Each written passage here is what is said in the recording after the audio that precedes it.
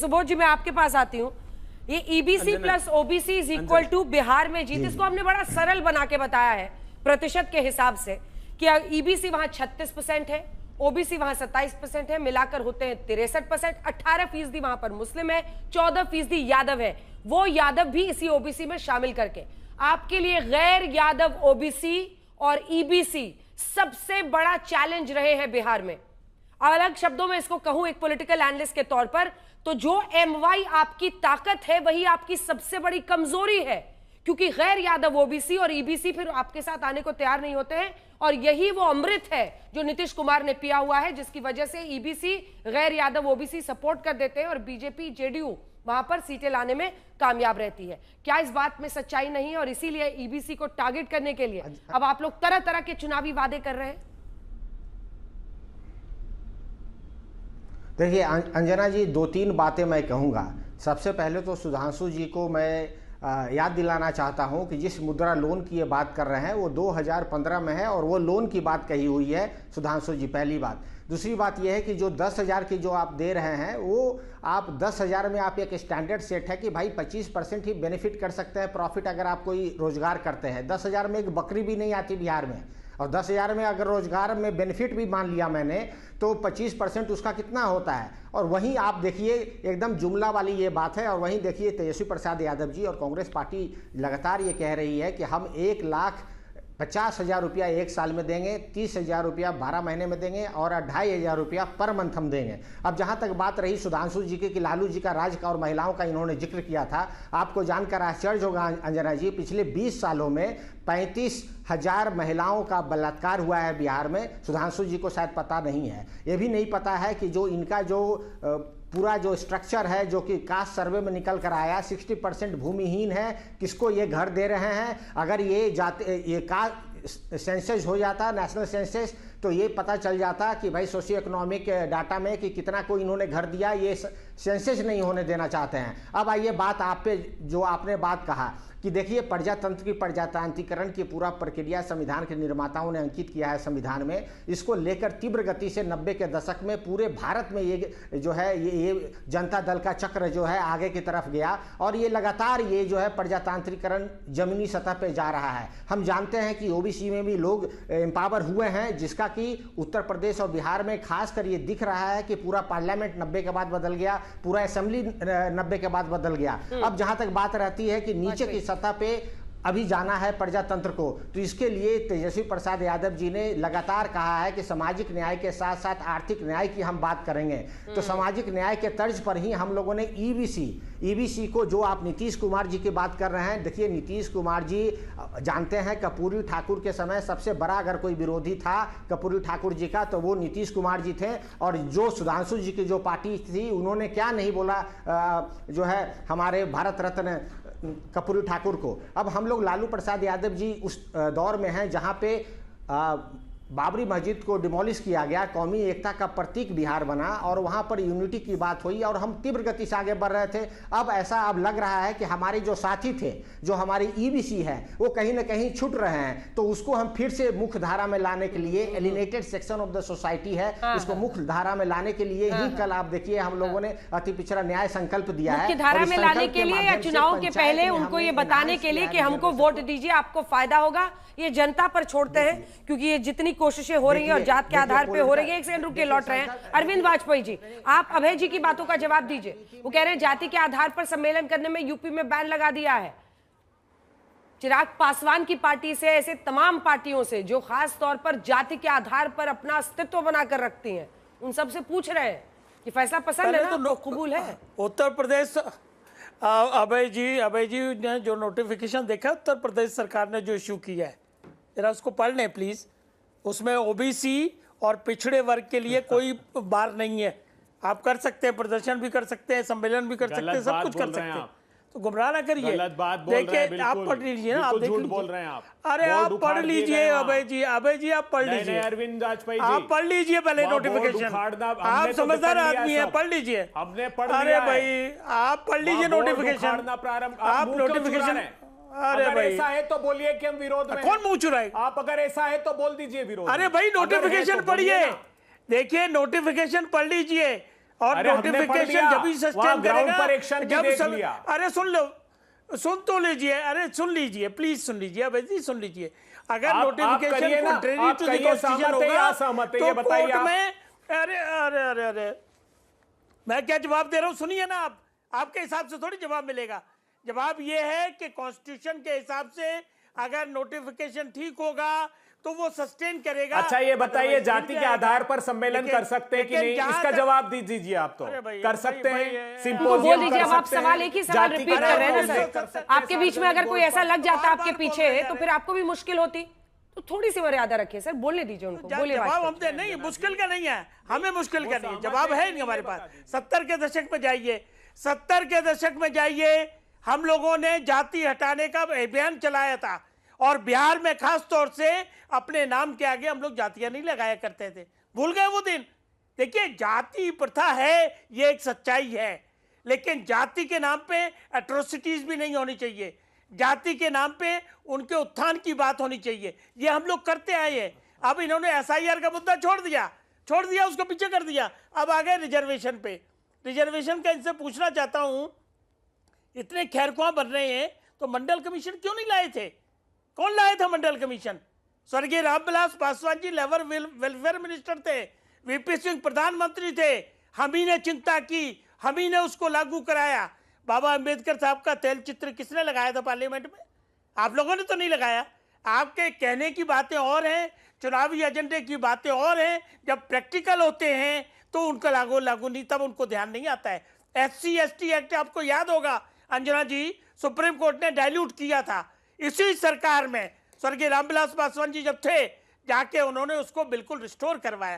तो हम लोग तो उसी समाज से आते हैं और हम लोग जब सत्ता में हैं सबसे पहले उस समाज की भलाई की बात करते हैं। और उस समाज की क्यों, समाज का जो भी पिछड़ा वर्ग है, OBC आयोग किसने बनाया? 70 साल में इन्होंने तो नहीं बनाया OBC आयोग, हम लोगों ने आके बनाया। तो हम लोग कहते नहीं है, काम करते हैं। जिस बिल्डिंग की नींव रखेंगे उसका उद्घाटन भी करते हैं, और इसीलिए डबल इंजन की सरकार चल रही है बिहार में। पिछले 11 सालों में 14 लाख करोड़ रुपया दिया है, महिलाओं को रिजर्वेशन दिया है। 65% रिजर्वेशन किस सरकार ने किया? नीतीश सरकार ने किया। और वो लेकिन चूंकि सुप्रीम कोर्ट में पेंडिंग हो गया, इसलिए वो 9 शेड्यूल में नहीं आ पाया, नहीं तो उसको भी 9 शेड्यूल में डालने की तैयारी थी, रिकमेंडेशन करके भेजा गया था। तो हम लोग प्रैक्टिकल लोग हैं, हम समाज के लिए, हमारा इतिहास है कि हम काम करते आए हैं और काम करते रहेंगे। छोटा सा जवाब, इसीलिए ये लोग 20 साल से उसके बाद में सुधांशु जी से बाहर हैं, इसीलिए बाहर है। एक छोटा सा जवाब, लेकिन अभय जी साथ में बताइए ना, हमेशा हाइड्रोजन बॉम्ब, प्लूटोनियम बॉम्ब, पता नहीं कौन कौन सा, प्लैटिनम बॉम्ब, कौन सा बॉम्ब है, कब आएगा ये बॉम्ब, और इससे कैसे लोकतंत्र बम होने वाला है? कुछ बताइए, कुछ समझ ही नहीं आ रहा। बीजेपी वाले कह रहे हैं फुस हो गया, कभी अनाउंस करते हैं फिर नहीं बताते हैं, फिर कहीं और बता देते हैं। आपके कई प्रशंसक भी कह रहे हैं कि मामला ऐसे ही चल रहा है। अंजना जी, इससे बड़े प्रमाण और क्या 2 बार राहुल गांधी जी ने दिए, हजारों, जो एक जवाब आज तक इलेक्शन कमीशन का नहीं आया। देखिए, वहीं से हमें इस बात की आशंका हो गई जब चीफ इलेक्शन कमिश्नर ने 11 राजनीतिक दलों को कहा कि बिहार में 20% तो वोट कटेंगे। कैसे कटेंगे साहब? जब SIR की प्रक्रिया चालू नहीं की तब कैसे कटेंगे? और सारे राजनीतिक दल जो सत्ताधारी थे वो चुप्पी साध कर बैठे थे। हमने प्रमाण पर प्रमाण दिए। विनोद सिंह रोता रहा कि मेरी मां निर्मला देवी को जीते जी प्रधानमंत्री जी मार दिया आपने SIR की लिस्ट में। जहां गिरिराज सिंह जिस भतीजे का श्राद्ध करके आए वो लिस्ट में आ गया, तो कौन सी हस्ताक्षर कराए BLO ने जाकर घर पर? प्रमाण नहीं दिए। राहुल गांधी जी ने पूछा कि आप हमको जो मशीन रीडेबल वोटर लिस्ट दे दीजिए, क्यों प्रोवाइड आपने नहीं कराई? राहुल गांधी जी ने साफ पूछा कि हमको जो OTP की ट्रेल है वो दे दीजिए, हमको IP एड्रेस दे दीजिए, क्यों? इलेक्शन कमीशन ने 18 चिट्ठियां लिखी और वो सार्वजनिक की हमने। जो कर्नाटका की यूनिट ने लिखी चिट्ठी इन्वेस्टिगेशन कर रही थी, तो क्यों नहीं दी? क्या पाप छुपाना चाहते हैं? सुधांशु जी अब इसका भी जवाब दीजिए। सुधांशु जी अब इसका भी जवाब दीजिए। और जो ये चयन हुआ है, जो बीजेपी की बिहार की टीम तैयार हुई है, उसमें भी एक संकेत दिख रहा है, और वो संकेत साफ है। धर्मेंद्र प्रधान चुनाव प्रभारी बनाए गए हैं, जो कि वर्तमान पद उनका केंद्र मंत्री का है, OBC समाज से आते हैं। CR पाटिल साहब मराठा समाज से आते हैं, केंद्रीय मंत्री हैं। केशव प्रसाद मौर्य उत्तर प्रदेश वाले, वो भी OBC समाज से ही आते हैं, जो उप मुख्यमंत्री हैं उत्तर प्रदेश के। तो मतलब जाति का कार्ड, और ये लगभग ये जो नंबर है वही बता देता है। 63% अगर ओबीसी ईबीसी मिलाकर होते हैं तो आपको इसी से उम्मीद है।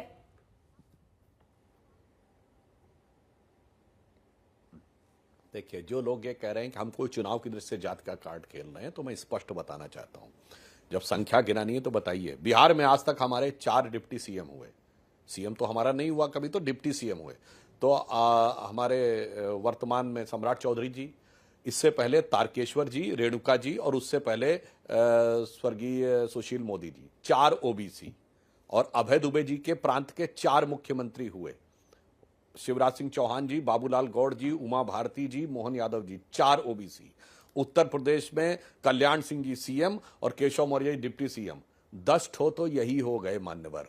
अब आइए, अगर प्रधानमंत्री मोदी जी को इंक्लूड कर लिए तो 11। मैं चैलेंज करके कहता हूं, ये 11 अलग अलग जातियों, इसमें 2 लोग एक एक जाति के हैं। कल्याण सिंह जी, उमा भारती जी एक जाति के थे। इस 11 में से 9 लोग 9 अलग अलग जातियों के हैं। बाबूलाल गौड़ जी और मोहन यादव जी भी एक जाति के थे, यादव। चैलेंज करके पूछता हूं, दिखाओ मेरे भाई किसी 8 ओबीसी को तुमने बनाया हो। और ओबीसी के नाम पर राजनीति करने वाली पार्टियों ने अपनी जाति में किसी दूसरे व्यक्ति को नहीं बनाया। मैं विनम्रता और दृढ़ता से कहता हूं, हमने 2 यादवों को चीफ मिनिस्टर बनाया। इन्होंने यूपी हो या बिहार, परिवार के बाहर किसी को न सीएम न कोई राष्ट्रीय अध्यक्ष। ये जाति का चूरन देना है, परिवार के हाथ में सत्ता संपूर्ण रखना है। बिहार में देखिए, राष्ट्रीय अध्यक्ष लालू प्रसाद यादव जी, नेता प्रतिपक्ष विधानसभा तेजस्वी जी, नेता प्रतिपक्ष विधान परिषद कौन, राबड़ी जी, और उसमें अब्दुल बारी सिद्दीकी वगैरह को छोड़ दिया। कोई बात फर्क नहीं पड़ता भाई, परिवार के हाथ में सारा का सारा रहना चाहिए। 3 ठो सीटें थी तो परिवार की देखिए क्या गजब है कांग्रेस के साथ, कि भाई राहुल गांधी जी लोकसभा में, फिर माता सोनिया जी राज्यसभा में, फिर बहन प्रियंका लोकसभा में। जात की गणना पहले कर लो विधानसभा लोकसभा में पूरी, अपने परिवार की गणना कर लो पूरी, फिर कहो जात की गणना है बहुत जरूरी, बहुत जरूरी, बहुत जरूरी। इसलिए हम जो कर रहे हैं कोई चुनाव के लिए नहीं कर रहे हैं। मैंने पिछले 25-30 साल का अपना रिकॉर्ड बताया कि समाज के भिन्न भिन्न वर्गों से सबको लाकर स्थापित करने का काम पिछड़े समाज से किया है। और जिनको आज आप सबसे ज्यादा हिंदूवादी लोग कहते हैं, उसमें चाहे उमा भारती जी, साक्षी महाराज, साध्वी निरंजन ज्योति, महामंडलेश्वर भी हैं, और वो मल्लाह समुदाय से आती हैं। उन सबको भी हम लोगों ने उस समय आगे बढ़ाया और ये सब बड़े बड़े पदों पे रहे। अब दूसरा मैं बताना चाहता हूं, देखिए सुबोध जी पढ़े लिखे व्यक्ति हैं, मगर इनको फैक्ट के साथ बात करनी चाहिए। इन्होंने कहा कास्ट सेंसस, तो सुबोध जी कास्ट सेंसस का निर्णय मई 2022 में हुआ था कैबिनेट में, जब भाजपा जदयू की सरकार थी। जब लागू हुआ सितंबर 2022 में, तब तक आप लोगों के साथ सरकार आ गई थी। वो निर्णय हम लोगों का था, विरोध में नहीं थे। और केंद्र की सरकार ने भी कह दिया है कास्ट सेंसस होना शुरू हो जाएगा अगली बार से। तो इसलिए आकर यहां पर गलत नहीं बोलना चाहिए। कर्पूरी ठाकुर जी को भारत रत्न हमने दिया। और देखिए ये लोग कितना झूठ बोलते हैं। अंजना जी अभी कहा कि 1.5 लाख रुपए एक परिवार की महिला को देंगे। मैं दर्शकों से कहता हूं जाके चेक करिए बिहार की आबादी कितनी, लगभग आज अनुमान के अनुसार 13-13.5 करोड़, और एक परिवार में 4-4.5 लोग मान लीजिए, तो कितने परिवार हो गए? 3-3.5 करोड़। और जरा 3-3.5 करोड़ को 1.5 लाख से इंक्लूड करिए तो हो गया 5 करोड़। और बिहार का बजट कितना? 3,17,000 करोड़। मतलब गजब है भाई, 3 लाख कुछ हजार करोड़ के बजट में 5 करोड़ बांट दें। क्या घोषणा की थी? ये होता है झूठ बोलना, भ्रम पैदा करना जनता के बीच में। अरे सर आपने अपने टर्म पे बोलिए, आपने क्या घोषणा की?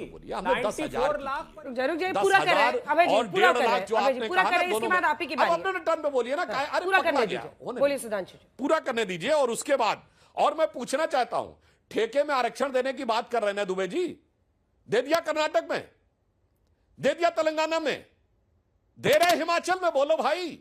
दिया था भी पंजाब में, दिया था राजस्थान में, दिया था मध्य प्रदेश में।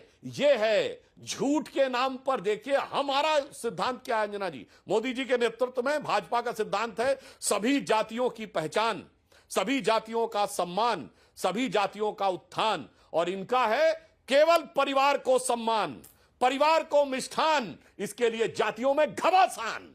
सब लड़ो आपस में और मेरे परिवार के हाथ में सत्ता एक में रहनी चाहिए, उसके लिए ये करते हैं। और इसका मैं प्रमाण देना चाहता हूं, 2005 तक बिहार में एससी समुदाय को पंचायत में रिजर्वेशन नहीं मिला था लालू यादव जी के समय में, नीतीश जी के आने के बाद मिला है। और अगर आजाद हिंदुस्तान में अगर किसी ने जातिवाचक शब्दों के साथ एससी समुदाय के विधायकों को पकड़ पकड़ कर मारा है, पीटा है विधायकों को।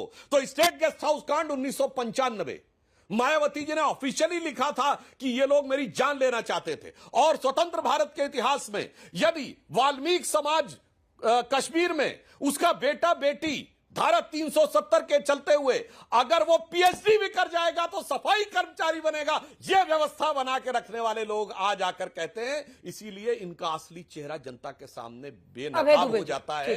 ये क्यों कर रहे हैं? सत्ता की छटपटाहट है, मछली की तरह तड़प रहे हैं कांग्रेस सत्ता के और बाहर। ये जो इसलिए जो करना है तो जो भी है इस तरह के पैतरे अपना 2020 के हम दिखाना चाहते हैं जो वोटिंग पैटर्न जाति के हिसाब से रहा है, क्या यही मजबूरी है? क्योंकि ब्राह्मणों में अगर आप देखिए तो 15% महागठबंधन को गया और 52% एनडीए को। वैसे ही भूमिहारों का वोट अगर देखिए तो 51% गया एनडीए की तरफ और 19% महागठबंधन को। राजपूत 55% एनडीए की तरफ, आपकी तरफ 9%। लेकिन यादव वोट जब आया तब अभय दुबे जी और मेहता जी 83%। और इसको समझिए, आप लोगों को सबसे बड़ा डर यही रहता है कि एंटी यादव कंसोलिडेशन अगर हो गया तो फिर एनडीए को फायदा हो जाएगा। और ये 83% जो एक मुश्त आकर आपको जिताने के लिए आता है, वो शायद यही मैं कह रही थी कि शायद सबसे बड़ी जो महागठबंधन की ताकत है वही आपकी सबसे बड़ी कमजोरी है। अब कुर्मी देखिए, चूंकि नीतीश कुमार उस समुदाय से आते हैं तो उनकी आबादी सिर्फ 3%, लेकिन 81% आता है एनडीए को वोट देने, 51% कोयरी है, रविदास जो है उनमें से 27% है। यहां पर आपको थोड़ा एज दिखता है, 34 आपकी तरफ है, वरना जो दुसाद भी आप देखिए वो सबसे ज्यादा 32% चिराग पासवान की पार्टी को, एलजेपी को, उस वक्त एलजेपी 17%। और जो कि जबकि एनडीए के हिस्से में नहीं लड़े थे चिराग पासवान, पिछली बार वो अलग लड़े थे। और इधर मुस्लिम देखिए 5% इधर है, उधर 76% है। ये साफ बताता है ना, यही मैं कह रही थी, ये जो MY है ना वो बाकियों को खदेड़ देता है। अभय जी, इसीलिए आपको अति पिछड़ों के लिए इतने फैसले और ऐलान करने पड़ रहे हैं। नहीं, मैं बहुत स्पष्टता से कहता हूं, मैं उस डिबेट में नहीं जाता। लोगों ने देखा है कैसे उमा भारती जी जिनका जिक्र किया, वो भारतीय जनता पार्टी के लिए क्या कहती थी, कितना प्रताड़ित किया कि उनको पार्टी छोड़नी पड़ी, कल्याण सिंह जी को कितना प्रताड़ित किया, उनको पार्टी छोड़नी पड़ी, ये सब देश भर ने देखा। भोला पासवान शास्त्री हमारे दलित मुख्यमंत्री बिहार में 3 बार रहे। हमको आपसे सर्टिफिकेट की आवश्यकता नहीं। क्या हुआ जब जाति सर्वे की घोषणा की थी, जब हमारे साथ जेडीयू की सरकार थी, क्या कहा प्रधानमंत्री जी ने? ये पाप मत करिए, ये पाप बताते थे। महाराष्ट्र बनाम यूनियन ऑफ इंडिया के केस में क्या एफिडेविट दिए सुप्रीम कोर्ट में? इन्होंने कहा कि नहीं, हम नहीं कराना चाहते। और जो कांग्रेस पार्टी ने जाति सर्वे कराया, जाति का सेंसस कराया था, उस पूरी की पूरी रिपोर्ट को छुपा लिया आपने, क्यों जारी नहीं की? और ये कहा इन्होंने कि हजारों आपने कर्नाटका का क्यों नहीं दिखाया दुबे जी? सेंसस रजिस्ट्रार दुबे जी, आपने कर्नाटका का क्यों छिपा लिया? अरविंद, कर्नाटका का हो रहा है जैसे, सुनिए 1 मिनट, एक और खुलासा करता हूं। नहीं, कर्नाटका का बताइए ना पहले, फिर खुलासा करते रहिएगा। मैं खूब बम फोड़िए, लेकिन पहले बताइए कि कर्नाटका का क्यों छिपा लिया? कर्नाटका का तेलंगाना की तर्ज पर जनता से पूछकर फिर से हम करा रहे हैं, ताकि उसकी एक्यूरेसी रहे और जल्दी उसके नतीजे आपके सामने रखेंगे। इन्होंने राज्यसभा में जवाब दिया है सुधांशु त्रिवेदी जी की पार्टी ने कि हमने कोई 9th शेड्यूल में डालकर प्रोटेक्ट नहीं किया, और यह तक कह दिया कि बिहार सरकार ने, नीतीश कुमार जी ने उसका प्रस्ताव ही नहीं भेजा, और ये यहां कह रहे हैं कि हमने उसका प्रस्ताव भेज दिया। अरे देखिए तो सही बेशर्मी, 94 लाख फैमिली को 2 लाख रुपए देने वाले हम पर सवाल खड़ा कर रहे हैं। अरे तब कहां से लाते बजट अगर आप ये कह रहे हैं तो? क्यों 90 लाख रुपए आपने, 90 करोड़ 90,000 करोड़ रुपए सरेंडर कर दिया आपने? आपको बिहार के विकास की कोई चिंता नहीं है। मैं चुनौती देता हूं, हमने कहा है कि हम कास्ट सर्वे कराएंगे और तेलंगाना की तर्ज पर कराएंगे, फिर से हम बिहार में वो ठीक है, अभी 1-2 राउंड कराते रहिए, तब तक और टाइम मिलेगा आप लोगों को, जब तक वहां सरकार चल रही है क्या करना है इसका। लेकिन मैं एक क्लैरिफिकेशन देते हुए जाना चाहती हूं कि अभय जी, आपको पता था इलाहाबाद हाईकोर्ट ने सितंबर 16 को बाकायदा ये नोटिफिकेशन कहा था, ये जो नोटिफिकेशन हुआ है वो कोर्ट के डायरेक्टिव पर है, जिसमें उन्होंने कहा था कि जाति का जो ग्लोरिफिकेशन होता है, glorification of caste and its mention in police cases, और ऐसे तमाम थे, जिसके बाद उन्होंने ये फैसला लिया है। और इसमें भी एक उसके लिए अलग किया गया है कि कोई भी अगर अट्रॉसिटी हो SC ST पर, तो उसको लेकर अगर कोई आंदोलन करता है या रैली करता है तो उस पर यह लागू नहीं होगा। अब सुधांशु जी, आपके पास आते हुए इनकी बातों का जवाब दीजिए। वो कह रहे हैं कि आप खुद ही झूठे वादे करते चलते हैं। चलिए, मैं बताना चाहता हूं 2011 में इन्होंने कास्ट सेंसस कराया था, क्यों नहीं जारी किया, सार्वजनिक किया? बताना चाहता हूं, अरुण जेटली जी का वीडियो अवेलेबल है। जब हमारी सरकार आई तो उन्होंने कहा, जब देखा गया तो 4 लाख जातियां पूरे भारत में दिखाई गई थी, 4 लाख। और उसके बाद राज्यों से पूछा गया, वेरीफाई करिए भाई, इतने इतने हजार जातियां हैं क्या? तो मैं पूछना चाहता हूं, इन्होंने किया। आप सुनिए, राज्यसभा के अंदर 2024 की बात है, मतलब चुनाव से पहले की, मैं वहां पे था। खड़गे जी खड़े हुए और कास्ट सेंसस की बात करने लगे, तो प्रहलाद जोशी जी, वो भी उसी राज्य के थे, उस समय संसदीय कार्य मंत्री थे, मैं राज्यसभा में था। उन्होंने कहा, कर्नाटक सरकार ने तो कराया हुआ है सर्वे, सार्वजनिक क्यों नहीं कर रहे हैं? चूंकि कांग्रेस के ही डिप्टी सीएम डीके शिवकुमार कह रहे हैं, मैं नहीं होने दूंगा। तो जानते खड़गे जी क्या बोले? अरे वो तो आप ही लोगों की तरह हैं, समझिए।